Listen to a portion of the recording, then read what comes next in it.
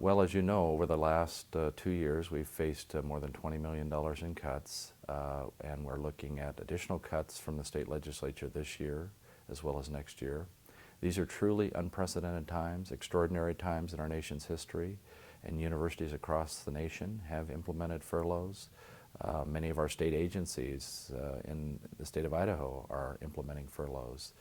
Many universities have laid off people because of the budget situation.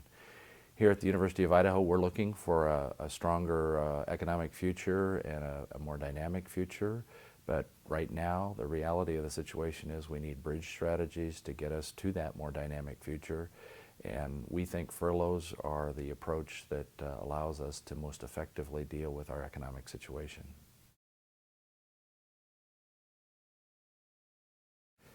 Well, you know, we have a tremendous tradition here at the University of Idaho of being very student-centered. We care deeply about student welfare, and we've worked very hard to make sure that students are impacted the least relative to this furlough plan. Students want a quality educational experience at the University of Idaho now, not just in the future. The furlough will be implemented across our eligible workforce, and the majority of them, faculty and staff, have expressed to me personally how much they want this furlough plan to minimize impact on students. So we all recognize that there will be sacrifices that will need to be made across the university through our faculty and staff as we approach this furlough. We heard from staff affairs leadership that they felt like we should exclude those staff who are making below the living wage.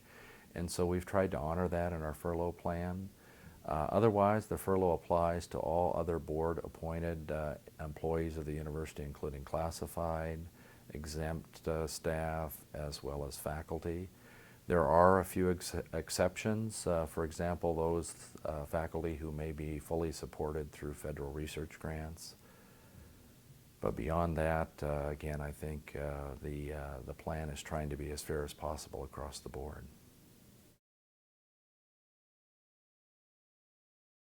Well, the difficult part of taking furloughs is recognizing that not all the work will get done.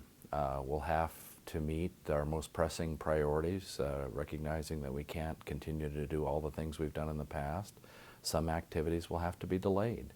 But we believe our approach to furloughs is the right one for the University of Idaho.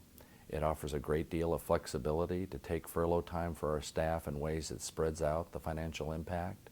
It allows our employees to make the best use of their furlough time, and it gives us the maximum degree of flexibility to schedule furlough time in a way that helps us mitigate the impact on students and our other key constituencies.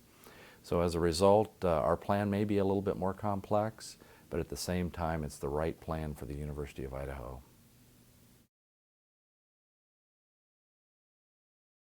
We recognize that implementing this furlough plan will not be easy for the university community, but given the economic situation, given the fact that the state legislature is implementing additional cuts this year and next year, we feel it's the right choice for the University of Idaho at this time.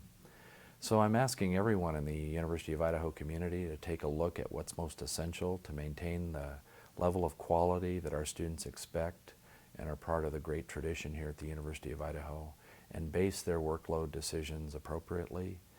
We want to manage expectations and focus on what's most important for the university community in our daily work, and that will be critical as we make these short-term adjustments. And let me finally say that I truly appreciate the cooperation of the university community as we deal with this very difficult decision and trying to move the university forward.